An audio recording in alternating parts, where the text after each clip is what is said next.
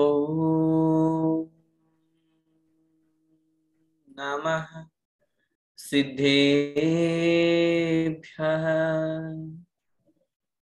ॐ नमः सिद्धेभ्यः।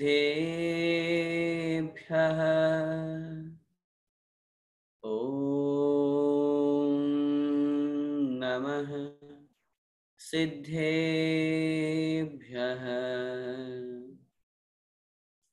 नमः श्रीवर्धमानाय निर्धूतकलिलात्मने सालोकानां त्रिलोकानां यद्विद्यादर्पणायते। पंच परमेष्ठी भगवान की जय। द्वादशांग जिनवाणी माता की जय। आचार्य भगवंत श्री समंत भद्र स्वामी मुनि महाराज की जय। संत शिरोमणि आचार्य भगवंत 108 श्री विद्यासागर जी महाराज की जय। परम पूज्य गुरुदेव निर्यापक श्रमण मुनि पुंगव श्री सुधा सागर जी महाराज की जय। अढ़ाई द्वीपस्थ समस्त मुनिराजों की जय। आचार्य भगवंत श्री समंत भद्र स्वामी द्वारा विरचित श्री रत्नकरण श्रौकाचार्य ग्रंथ का हम स्वाध्याय कर रहे हैं, जिसके अंतर्गत चारित्र अधिकार में अणुव्रतों का वर्णन हमारा पूरा हो चुका था।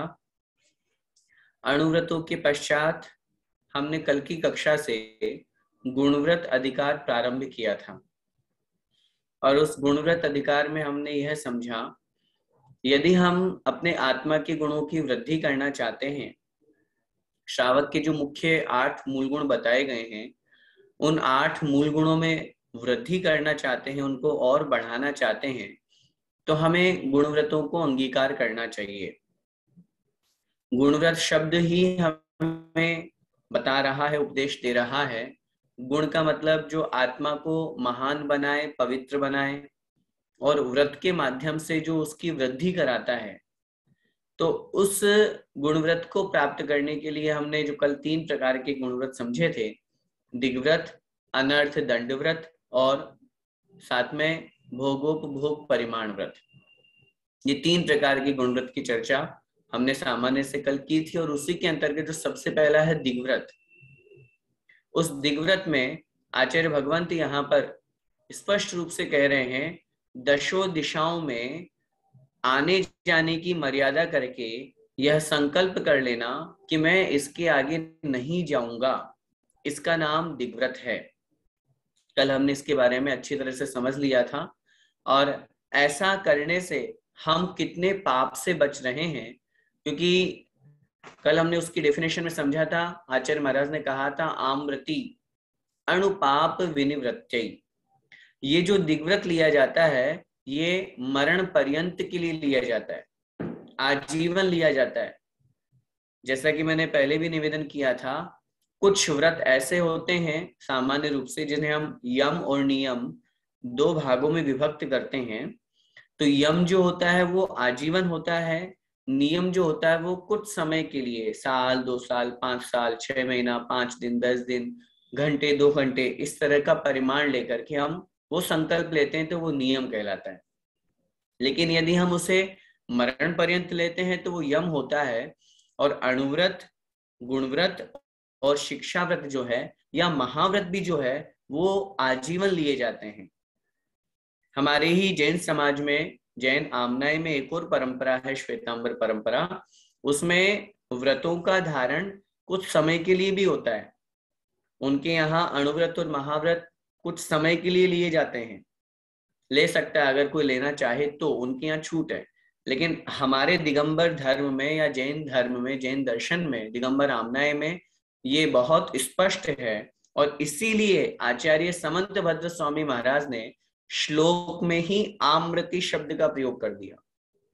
मरण पर्यंत, आजीवन इस तरह का संकल्प करना सॉरी, उसका सबसे बड़ा उद्देश्य या किस लिए करना, अणुपाप विनिवृत्ति, सूक्ष्म पापों से बचने के लिए वो नियम लिया जाता है, ताकि मर्यादा के बाहर, सीमा के बाहर जितना भी स्थान है, उससे हमारा मन वचन काय कृतकारी तन्मोदना से कुछ भी लेना देना नहीं होगा, तो ऐसी स्थिति में निश्चित रूप से हम उस पाप से बचेंगे।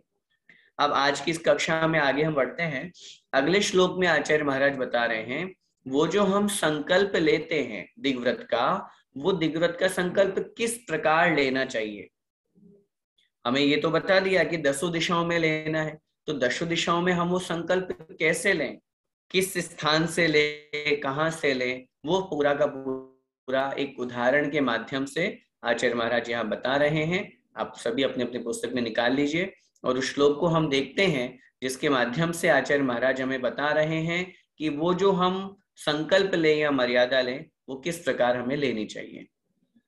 देखिए, मकरा कर सरिदटवी, सरिदटवी गिरी जनपद योजनानि मर्यादाः प्राहुर्दिशां दशानां प्रतिसंहारे प्रसिद्धानि। एक एक चरण का उच्चारण करेंगे। मकराकर सरिदटवी, मकराकर सरिदटवी गिरिजन पद योजनानि मर्यादाः, गिरिजन पद योजनानि मर्यादाः प्राहुर्दिशां दशानां, प्राहुर्दिशां दशानां प्रतिसंहारे प्रसिद्धानि, प्रतिसंहारे। एक साथ बोलेंगे। मकराकर सरिदटवी गिरिजन पद योजनानि मर्यादाः प्राहुर्दिशां दशानां प्रतिसंहारे प्रसिद्धानि। देखिए, दिग्व्रत में जो हम मर्यादा ले रहे हैं या लेते हैं, उसे हमें किस प्रकार लेना चाहिए। हम शब्दों का अर्थ समझते हैं। मकराकर, पहले अलग अलग करेंगे शब्दों को। मकराकर सरित, फिर यहां से निकलेगा अटवी, सरित अटवी गिरी जनपद योजनान। पहला शब्द है मकराकर। मकराकर का मतलब क्या होता है? समुद्र। मकर आकर, आकर का मतलब समूह, जिसमें मगरमच्छों का समूह हो, अर्थात जहां बहुत से मगरमच्छ हो। जैसे आप लोगों ने शब्द सुना होगा ना, रत्नाकर। रत्नाकर वो भी समुद्र का ही पर्यायवाची, क्योंकि समुद्र में रत्न पाए जाते हैं, भंडार है इसलिए। तो मकराकर का मतलब हो गया समुद्र। सरित, सरित का मतलब नदी, सरिता जिसे हम कहते हैं। अटवी, अटवी का मतलब होता है जंगल, कोई पहाड़, वन जिसे हम कहते हैं। गिरी, गिरी मतलब पर्वत। अटवी में विशेष रूप से कोई प्रसिद्ध वन हो या जंगल हो, उसे ग्रहण किया जाता है। और गिरी शब्द का मतलब पर्वत या पहाड़। जनपद, जनपद का मतलब कोई शहर, कोई नगर। और योजनानी मतलब योजन, जिसे वर्तमान में आज हम किलोमीटर आदि के रूप में जानते हैं। अभी हम समझेंगे एक योजन कितना होता है, तो वो गमनागमन की अपेक्षा से किलोमीटर आदि हम समझ सकते हैं योजन। इनको मर्यादा, मर्यादा के रूप में, पिछले श्लोक में जो हमने पढ़ा, हमें 10 दिशाओं की मर्यादा करनी है। तो वो मर्यादा कैसे करनी है? समुद्र, नदी, कोई जंगल अथवा कोई पर्वत, कोई शहर अथवा योजन की अपेक्षा से मर्यादा प्राहुर दिशाम। प्राहु, प्राहु मतलब कहते हैं, दिशाम दिशा, कौन सी दिशा? दशानाम, 10 दिशाओं की ये मर्यादा कही गई है। कैसे?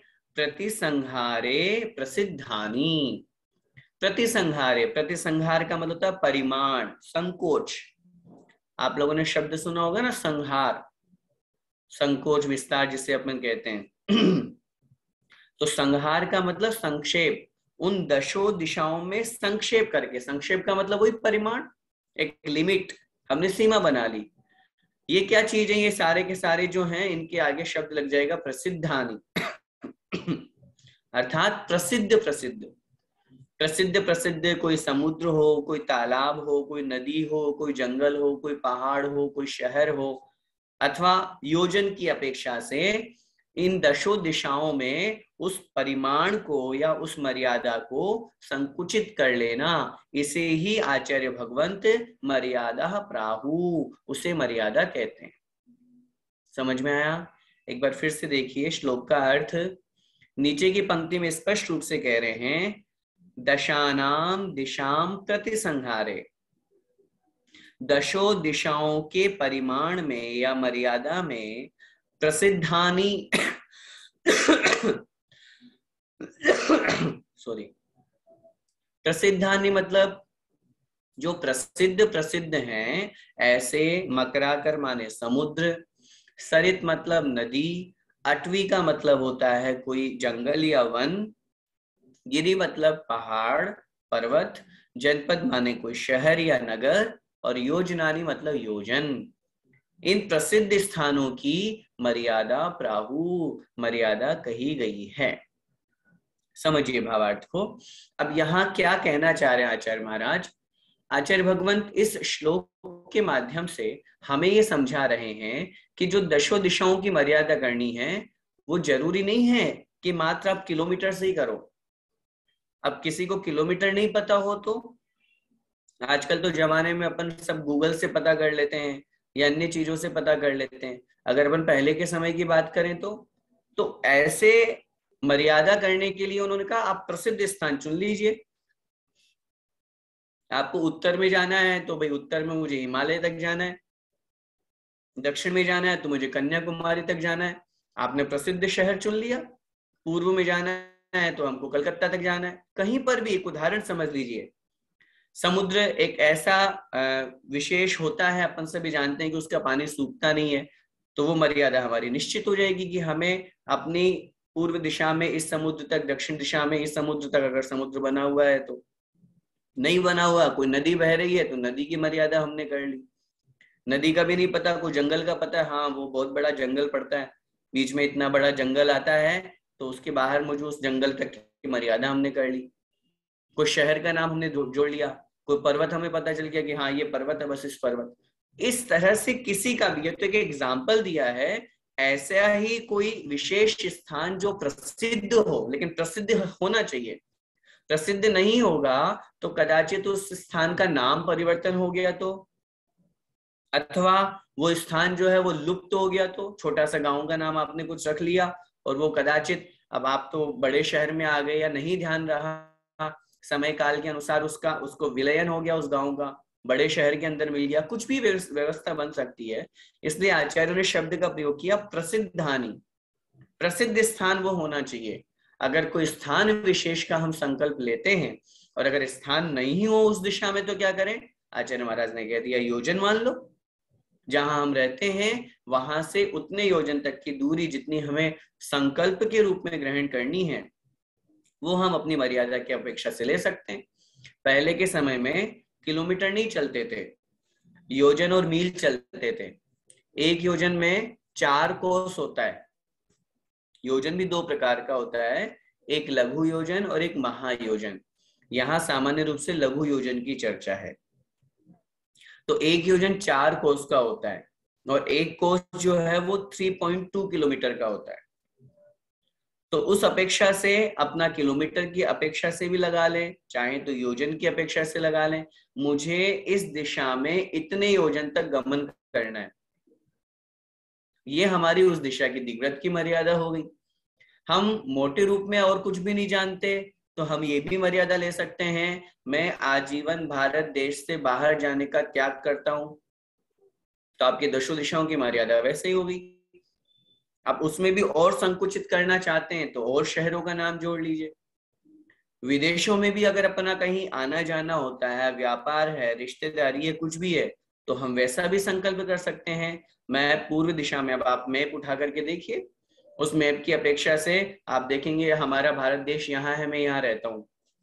पूर्व दिशा में कौन सा कंट्री आ रहा है, दक्षिण में कौन सी कंट्री, उत्तर में, पूर्व में, उन कंट्रीज का नाम संकल्प करके कि मैं अपने इन दशों दिशाओं में या भारत से बाहर इस कंट्री तक ही मैं जाऊंगा, इस विदेश तक ही मैं जाऊंगा, इसके अलावा नहीं जाऊंगा।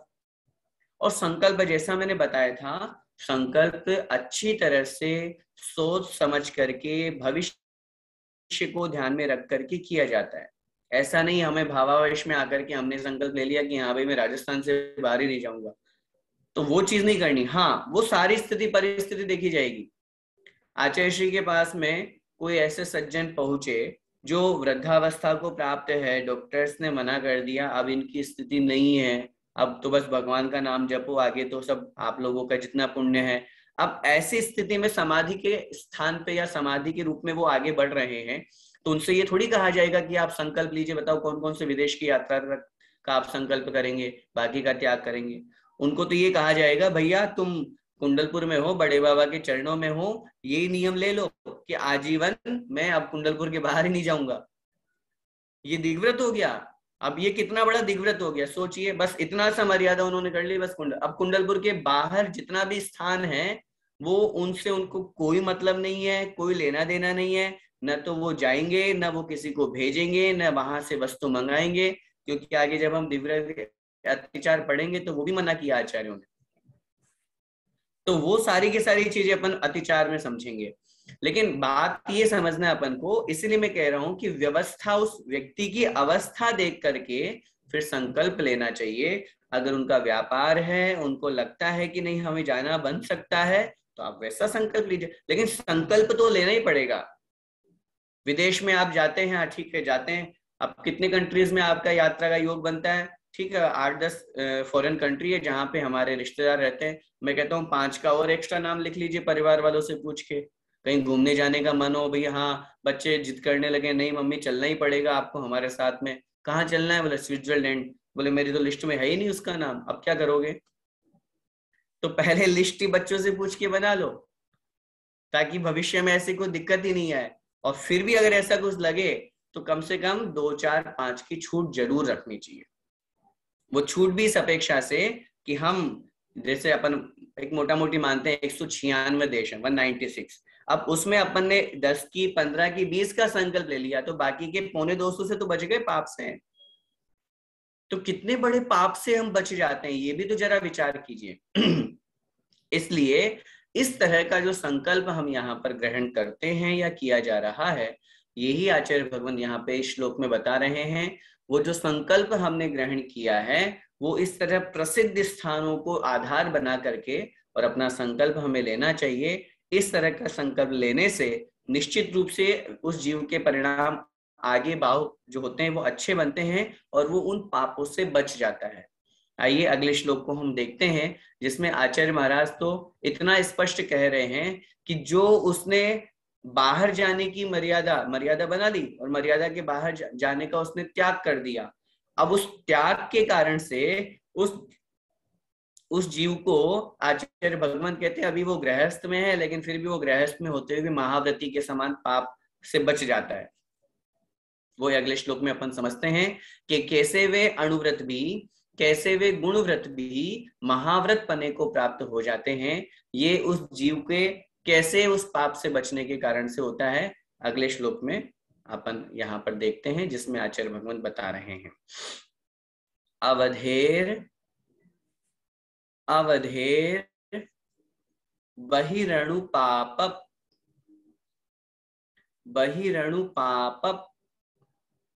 प्रतिविरतेर दिग्व्रतानि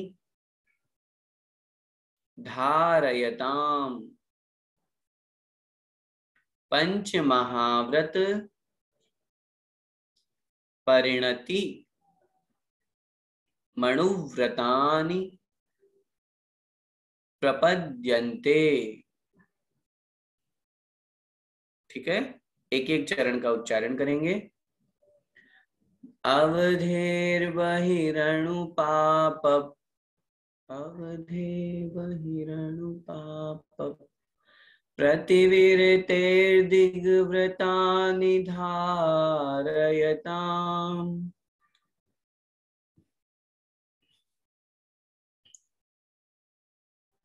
पंचमहाव्रत परिणति मनुव्रतानि प्रपद्यन्ते।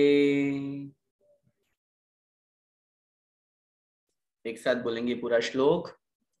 अवधेर्बहिरणुपाप प्रतिविरतेर्दिग्व्रतानि धारयताम्। पंचमहाव्रत परिणति मनुव्रतानि प्रपद्यन्ते।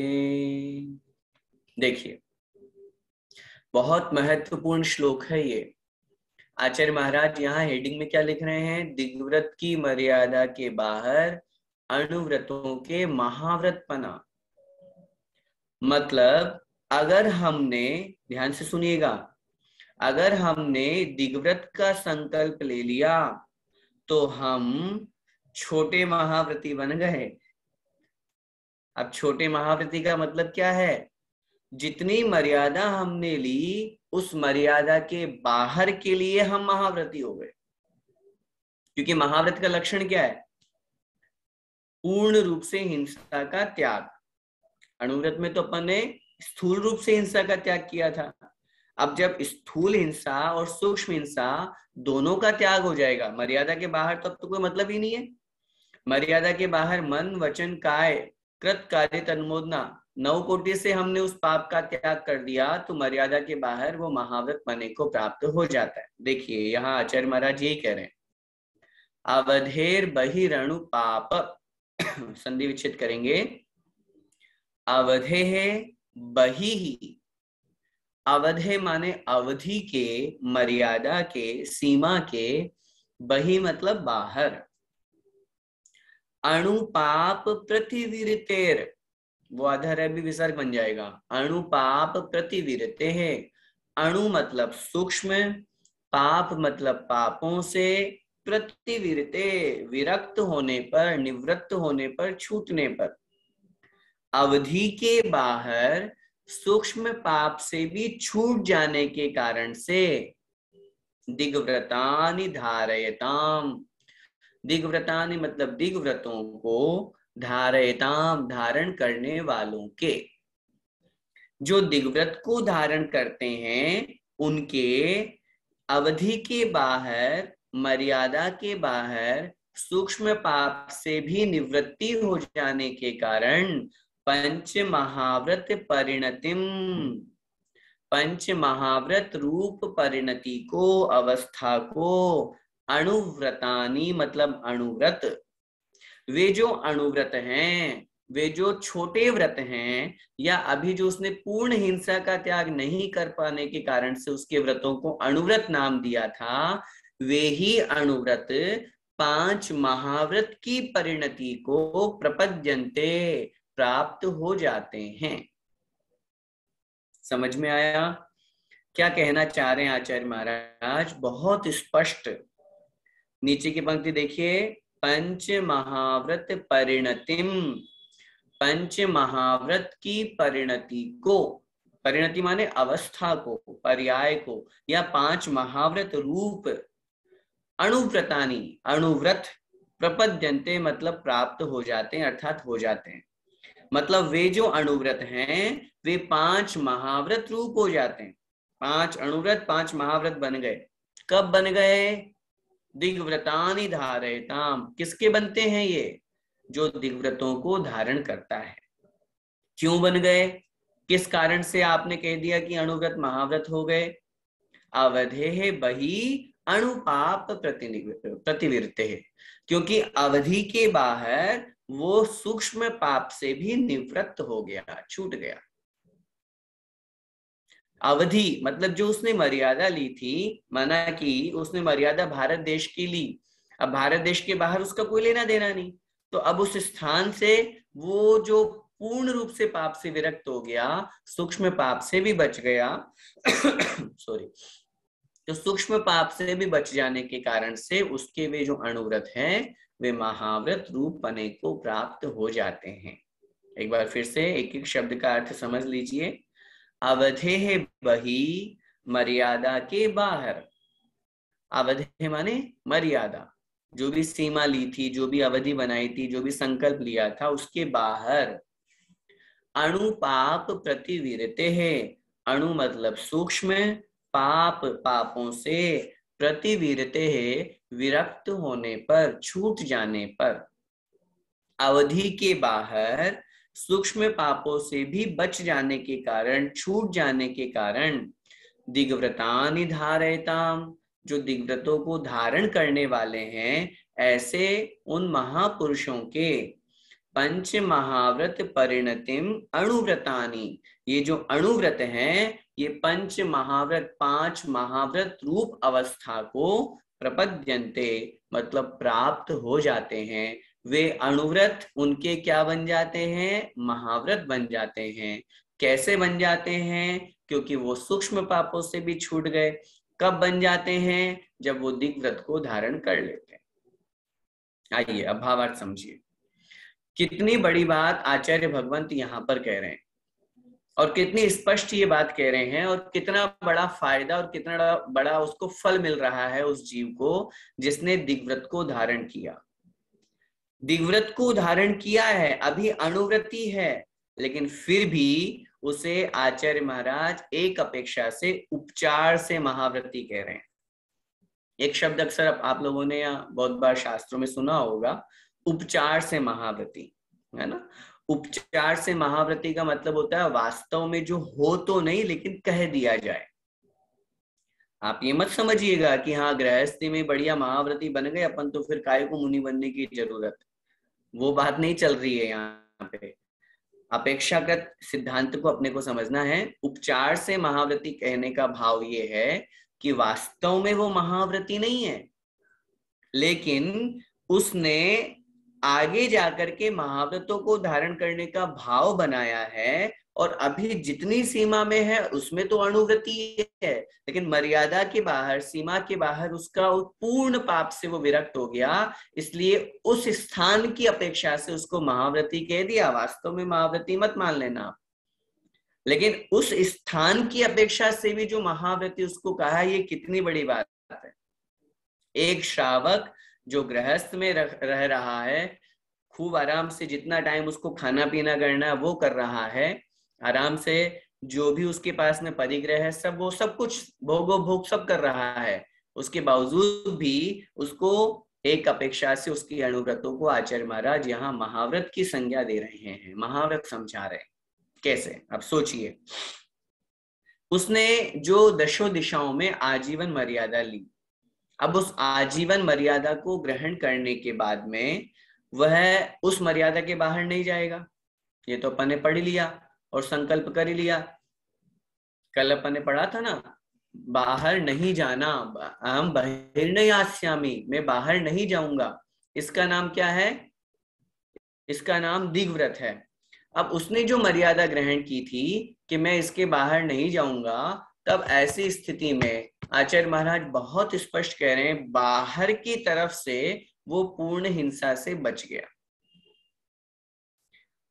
महाव्रत की परिभाषा जब अपन पढ़ते हैं तो आचार्य महाराज उसमें ये कहते हैं कि जहां पर स्थूल और सूक्ष्म दोनों प्रकार की हिंसा से जीव विरक्त होता है, जहां पर त्रस और स्थावर दोनों प्रकार की जीवों की हिंसा नहीं होती है, उसका नाम महाव्रत है।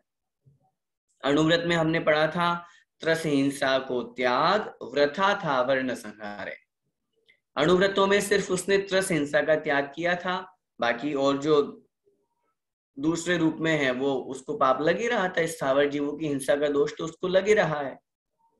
अब ऐसी स्थिति में अगर उसे महाव्रतों को धारण करना है तो दोनों पाप से बचना पड़ेगा।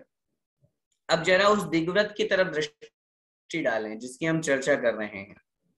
दिग्व्रत में उसने मर्यादा ली कि मैं फॉर एग्जाम्पल जो अभी अपन ने चर्चा की कि भारत देश से बाहर नहीं जाऊंगा। अब भारत देश से बाहर उसका न आना जाना हो रहा है, न वो मन से उस वहां के बारे में कुछ विचार कर रहा है, न वचनों के माध्यम से वहां से किसी से कोई चर्चा कर रहा है, न वहां से किसी सामान को मंगा रहा है, न ला रहा है, न छोड़ रहा है, न कुछ कर रहा है। उस स्थान के बाहर से उसका कोई भी लेना देना नहीं, किसी भी तरह का कोई भी रिश्तेदारी व्यापार कुछ नहीं है। ऐसी स्थिति में उस भारत के बाहर से उसका पूर्ण रूप से त्रस और स्थावर दोनों प्रकार के जीवों की हिंसा का त्याग हुआ कि नहीं हुआ? सूक्ष्म और स्थूल दोनों प्रकार की हिंसा का त्याग हुआ कि नहीं हुआ? जैसे एक उदाहरण, अपन कमरे में बैठे हुए हैं, आगे अपन देश व्रत की भी चर्चा करेंगे, सामायिक आदि की भी चर्चा करेंगे, जिसमें सॉरी जिसमें आचार्य महाराज बहुत स्पष्ट ये कहेंगे कि जितने स्थान पर वो बैठा है, सामायिक के लिए भी कथन किया जाता है कि सामायिक में भी जब वो बैठता है तो उतने समय के लिए वो पूर्ण रूप से पापों से विरक्त हो जाता है, तो उपचार से महाव्रती है। तो यहाँ उस बात को अपने को अच्छी तरह से समझना है कि उपचार से महाव्रती भी कहा है, और उस महाव्रती को कहने का भाव भी क्या है आचार्य महाराज के पीछे। क्योंकि महाव्रत ऐसे नहीं हो जाते हैं, महाव्रतों में पांचों पापों का पूर्ण रूप से त्याग होता है, और जब वो मर्यादा के भीतर रह रहा है और मर्यादा के भीतर रहते हुए वो पांचों पापों से बच रहा है। पांचों पापों से बचने का मेरा कहने का तात्पर्य ये है, क्योंकि जब उसको बाहर से 9 कोटि से हिंसा का पूर्ण रूप से उसने त्याग कर दिया तो फिर वो पापों से तो बचेगा ही। ऐसी स्थिति में आचार्य महाराज यहाँ नीचे की पंक्ति में कह रहे हैं, अणुव्रतानि पंच महाव्रत परिणतिम प्रपद्यन्ते। वे जो अणुव्रत हैं वे उसकी पंच महाव्रत 5 महाव्रत रूप अवस्था को प्राप्त हो जाते हैं। अब सोचिए, दिग्व्रत को धारण कर लिया और दिग्व्रत को धारण करने मात्र से ही हमारी परिणति, हमारी अवस्था महाव्रती के जैसे बनने लग गई। महाव्रती रूप अवस्था को हम धीरे धीरे प्राप्त हो रहे हैं। यही तो सबसे बड़ा फल है व्रतों का। हमने ये भी आपसे निवेदन किया था कि व्रतों में अपन ने पढ़ा है, गुणव्रत हो चाहे शिक्षा व्रत हो, जैसे अणुव्रत है, अणुव्रतों में अपन पापों से बचे। अब गुणव्रत जो हमारी आत्मा के गुणों में वृद्धि कर रहे हैं, अणुव्रतों के गुणों में वृद्धि कर रहे हैं। शिक्षा व्रत जो हमें मुनि बनने की शिक्षा दे रहे हैं। तो ये जो 12 व्रत हैं ये हमारा महाव्रत धारण करने के ही अभ्यास है। एक साथ यदि हम महाव्रतों को धारण करें तो बहुत अच्छी बात है, अगर कोई नहीं कर पाए तो कदाचित उसके लिए ऐसी व्यवस्था आचार्यों ने कही है कि वो धीरे धीरे अभ्यास करके आगे बढ़े, और वो अभ्यास से तो कराया जा रहा है। आजीवन आपको कहा जाए, अब हर कोई तो आचार्य श्री जैसे नहीं हो सकते ना, कि आचार्य ज्ञान सागर महाराज के पास में पहुंचे और जाते ही साथ में वाहन का त्याग कर दिया उसी दिन प्रथम दर्शन में। अपन को तो सबसे पहले वाहन का त्याग क्या, अपन तो अभी किलोमीटर ही नहीं छोड़ पा रहे हैं, अभी तो फॉरेन जा रहा ही नहीं छोड़ पा रहे हैं। तो हर कोई वैसा नहीं बन सकता। तो आचार्यों ने सभी प्रकार का उपदेश दिया है, कोई बात नहीं, अगर नहीं कर पा रहे हो धीरे धीरे अभ्यास करें। अभ्यास कैसे करें? अभ्यास 12 व्रतों को लेकर के करें। 12 व्रत जब हमारे जीवन में आ जाएंगे तो हम अपने पाप को संकुचित कर लेंगे। संहार शब्द का जो प्रयोग किया, उस पाप से हम बच जाएंगे। जो पाप अभी हमारा खुला हुआ था, अभी ऑल ओपन है, अभी यहाँ पर उपस्थित जो आप लोग सब बैठे हुए हैं, हो सकता है उन्हीं में से किन्हीं के ही प्रतिमाएं हो, बाकी और अन्य के ना हो। तो अभी मैं आपसे पूछूं कि आपके कोई संकल्प है क्या कि कहाँ कहाँ जाना है? नहीं है। कहाँ लेके चलना चाहते हो? बोले जहां ले चलो, वहां सब जगह जाने को हम तैयार हैं। तो वहां जाने के लिए मन से तैयार है, तो अभी मन से ही पाप कर लिया हमने। पाप तो होता ही है ना। ये मत सोचिए कि पाप से सिर्फ हम हिंसा करेंगे या किसी के बारे में गलत सोचेंगे तो ही पाप लगेगा। अगर हम मन से, हम कोई मूवी देख रहे हैं, कोई सीरियल देख रहे हैं और उसमें जगह का नाम लिखा हुआ है यहाँ, और देखा अरे वहां क्या सीन है यार, एक बार जाऊं मैं देखूं, मन में आ रहा है, बस उसी समय वहां का हमने दोष लगा लिया। क्यों लगा लिया दोष? क्योंकि हमारा मन उसके प्रति राग भाव, दोष का नाम क्या है? राग ही तो दोष है। पाप जरूरी थोड़ी ना कि हिंसा रूप सामने कृत्य हम कर रहे हैं कार्य हो तभी वो पाप हो। मन में विचार करना। आचार्य भगवान अमृतचंद स्वामी महाराज को आप पढ़िए पुरुषार्थ सिद्धि उपाय में, हिंसा के बारे में उन्होंने कितना उत्कृष्ट वर्णन किया है। वो स्पष्ट कहते हैं, मन में आत्म परिणाम हिंसत्वात् शब्द का प्रयोग कर रहे हैं। यदि हमने आत्मा के परिणाम शुद्धोपयोग रूप परिणाम होते हैं, वो तो मुनि महाराज को भी हिंसक कह रहे हैं वहां। बोले अहिंसा महाव्रत होगा आपकी, होगा तो आप तो मेरी दृष्टि में शुभोपयोगी मुनिराज हो, आप हिंसक हो, आप हिंसा करते हो। जब किसकी हिंसा कर रहे हैं भाई हम? आप अपने आत्म परिणामों की हिंसा कर रहे हो, राग द्वेष कर रहे हैं। इसी का नाम तो हिंसा है, इसी का नाम तो दोष है, इसी का नाम तो पाप है। खैर उस उत्कृष्ट अवस्था तक अभी तक अपन नहीं पहुंचे हैं, लेकिन फिर भी सामान्य रूप से मेरा आपसे यही निवेदन है कि अपन जो कहीं भी अगर अपन सोचते हैं किसी भी वस्तु के बारे में, तो हमें उसको प्राप्त करने की मन में आकांक्षा आ जाती है, उसके प्रति हम राग द्वेष कर बैठते हैं। ये हमारी गलत व्यवस्था है या गलत परिणति है, हमारी सोच है। उसी को कंट्रोल में करने के लिए आचार्यों ने दिग्व्रत का उपदेश दिया। और सोचिए, दिग्व्रत का उपदेश देकर के उन्होंने हमारे ऊपर कितना बड़ा उपकार किया है और हमें घर बैठे बैठे महाव्रती बना दिया। उस संकल्प के बाहर हम पूर्ण पाप से बच गए, और जब पूर्ण पाप से बच गए तो निश्चित रूप से हमारे कितने कर्मों की निर्जरा होगी, कितने पाप से हम बच गए। अब फॉरेन कंट्रीज में कितना पाप होता है, कितना वहां पर गलत काम होता है। वहां हमारा कहीं ना कहीं मन वचन काय कृत कार्य तन्मोदना अगर लगी हुई है, या संकल्प नहीं है तो निश्चित रूप से लगी हुई है, और संकल्प हो जाएगा तो हम उससे बच जाएंगे, और बच जाएंगे तो पाप से बचेंगे। तो इसलिए मेरा यही आपसे निवेदन है, और यही हमको सोचना चाहिए और यही भाव रखना चाहिए कि हम शीघ्रातिशीघ्र उस मार्ग की ओर आगे बढ़े, उस तरफ आगे बढ़े कि हम अपने जीवन में इन 12 व्रतों को अंगीकार करें, दिग्व्रत को अंगीकार करें। ये ग्रंथ पढ़ने पढ़ाने का हमारा उद्देश्य यही है कि हमारे जीवन में कुछ परिवर्तन आए।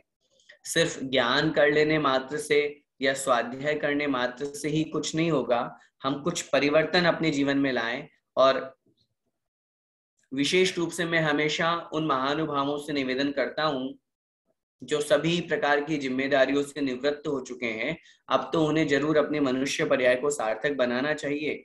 वैसे तो किसी की कोई गारंटी नहीं है, जिम्मेदारी तो ये तो लाइफ टाइम चलती रहेगी, आयु का भी किसी का कोई भरोसा नहीं है। लेकिन फिर भी जिसकी जैसी व्यवस्था बने उसको जरूर इस तरह का संकल्प ले।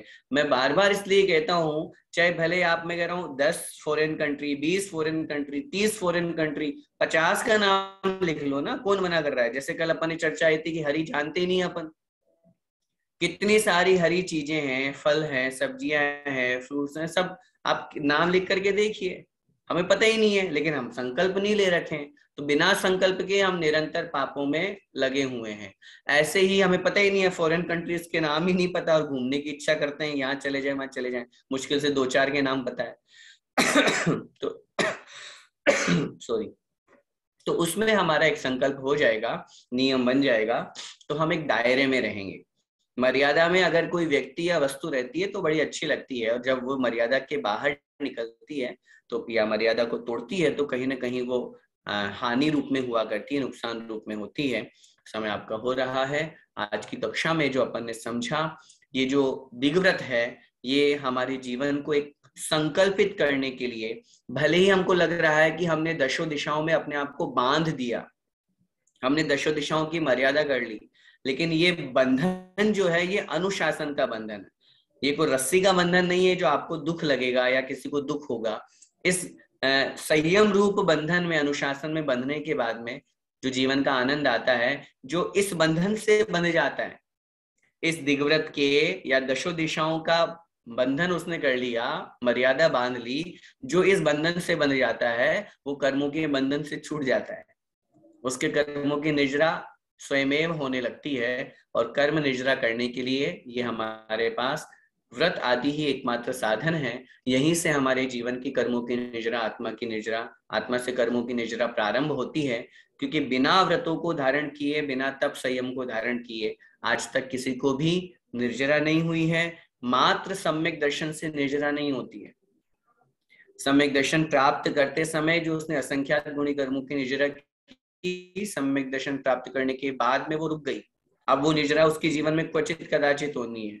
लेकिन अगर वो ही जीव अगर दूसरे गुण 5वें गुण स्थान को प्राप्त हो जाता है, 2 प्रतिमाओं को भी ग्रहण कर लेता है, तो उसकी निजरा निरंतर चालू रहती है और प्रति समय वह जीव असंख्यात गुणी कर्मों की निजरा करता है। और उस निजरा का कारण ये व्रत कहे गए हैं। हम भी इन व्रतों को अपने जीवन में अंगीकार करके अपनी आत्मा का कल्याण करें। इसी मंगलमय भावना के साथ बोले द्वादशांग जिनवाणी माता की जय।